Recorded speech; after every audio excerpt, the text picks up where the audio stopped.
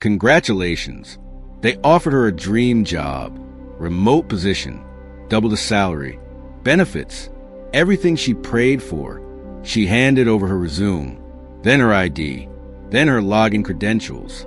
Then her entire company's infrastructure was breached within 72 hours. This wasn't just a scam. It was a recruitment attack orchestrated by an invisible entity known only in whispers across the dark web as DarkHR. This episode is for educational and awareness purposes only. We do not glorify cybercrime or those who commit it. Our goal is to empower viewers with digital literacy and the knowledge to protect themselves in today's evolving cyber threat landscape. If you're an HR applying for jobs or run a company that handles sensitive credentials, this story is your wake-up call. Let's begin. Meet Clara Reyes, a 27-year-old systems analyst in Austin, Texas. She'd been job hunting for months. One Friday morning, a recruiter from a Fortune 500 firm emailed her through what looked like LinkedIn Recruiter Pro. It matched every detail from her recent job search. Name? Correct. Skills? Tailored. Tone? Professional. The recruiter introduced himself as Adam Lee, Director of Tech Talent Acquisition. His profile was polished, with over 500 connections and endorsements from real engineers. He invited her to a quick video call, but said they'd be using a private recruitment tool for confidentiality. The tool? A screen-sharing app that gave remote access permissions. What Clara didn't know was that the real Adam Lee had been breached months earlier. His credentials were stolen in a targeted LinkedIn phishing kit. His entire professional identity had been digitally cloned and weaponized. This was DarkHR's specialty. DarkHR is not a person. It's not even a traditional hacking group. It's a ghost network, a loosely connected cartel-driven ecosystem that feeds on trust, specifically HR and recruitment pipelines.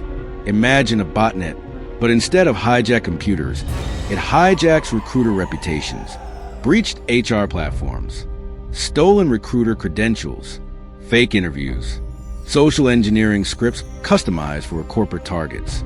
Cybersecurity analysts believe DarkHR operates across at least 12 countries, with activity traced back to Eastern Europe, North Africa, and parts of Southeast Asia. It doesn't just sell access. It manufactures trust and uses it to deliver custom payloads, malware, phishing links, backdoors, and most dangerously, initial access credentials. DarkHR's operations revolve around 4 core tools. 1. Breached HR databases. These are scraped from phishing campaigns or leaked employee logins. They include ATS logins, job seeker portals, and even internal HR Slack channels. 2. Identity cloning modules.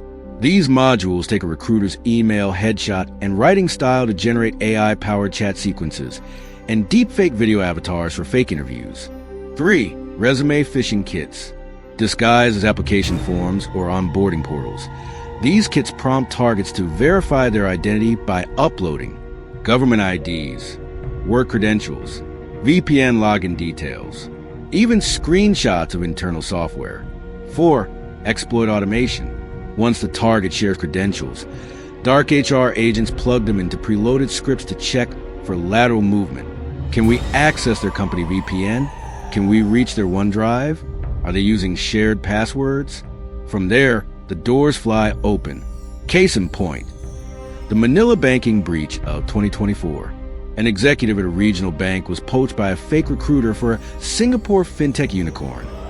They conducted 3 rounds of interviews, complete with stage panels and custom PDFs bearing real company branding. He accepted the offer, but before signing, he was asked to fill out a remote security form that mirrored his real company's authentication tools. He complied. 2 weeks later, the bank's internal network was compromised through his old access. Estimated damages? $32 million. The access was sold on a dark forum known as Access Mule, an affiliate channel of DarkHR. Clara never heard back from Adam. When she called the company's HR line, they had no record of the position.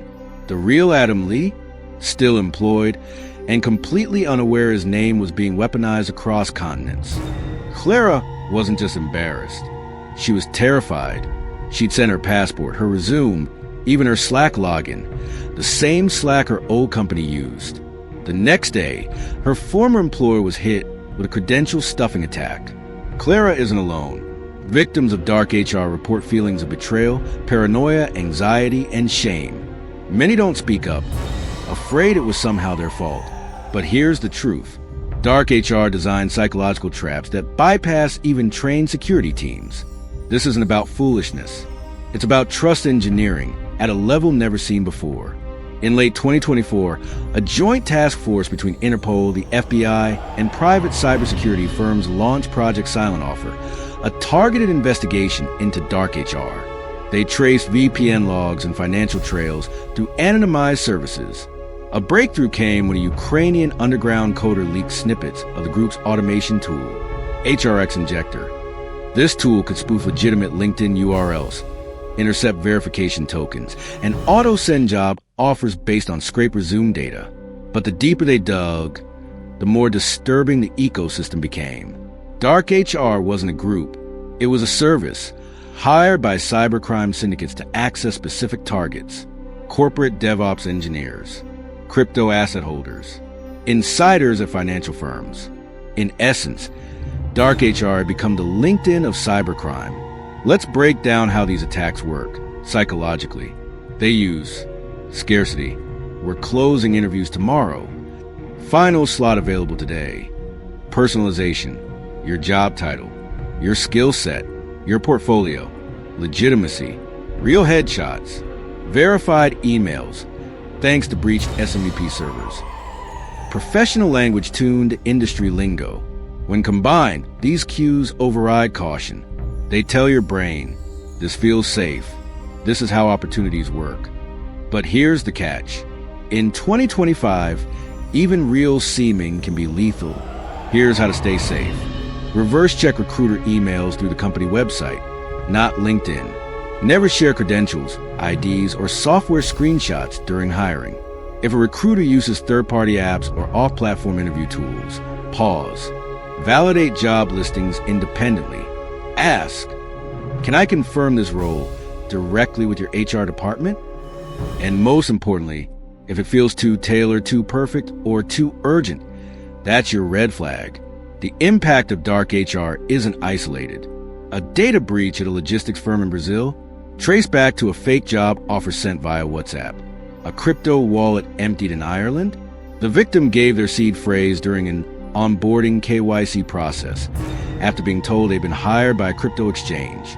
A ransomware breach in Jakarta, rooted in an intern's device, compromised through a fake Zoom onboarding. DarkHR isn't going away, because the biggest vulnerability in any system is still human trust. Cybercrime is evolving faster than ever, but so is awareness. By watching this, you're already part of the solution. If you work in tech, HR, or you're currently job hunting, share this video. Talk about recruitment phishing. Start the conversations that stop these attacks before they begin. Hit subscribe so you never miss an update. Drop a comment below. Have you ever received a too good to be true job offer? Let's expose the networks that prey on ambition and build digital defenses that start with you. I'm Cypher Paul, and this has been another episode of Cybercrime Exposed Files. Stay aware, stay safe. We're just getting started. Coming up, the ransomware cartel that hijacked a hospital's power grid. With a single phone call. Don't miss it.